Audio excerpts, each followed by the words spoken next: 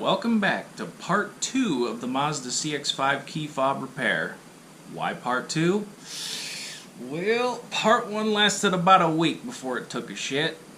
So I'm not one to go down without a fight. So I did a little more digging, and indeed I found some more issues. Let me show you.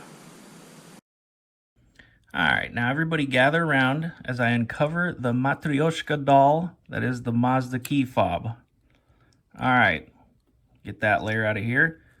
Get the battery out of here. So if you'll recall from last time, we soldered this battery on both the plus and the minus connections in there. You can still see some of my solder on here.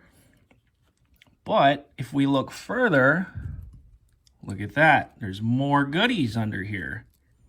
And herein lies the problem.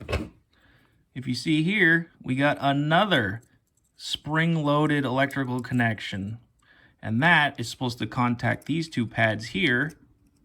And as you can see, over time, the spring tension just dies on all these little springs. This one too, this one right here. And that's what causes just the flaky behavior. So let me solder those three things, and we'll be right back. All right, we got everything soldered up now. We got the minus terminal here, and then the two positive connections that we need soldered. So all that's needed now, solder the two sides of the battery, put it all back together, and test it. Let's do it. Can I get a first try? Yeah.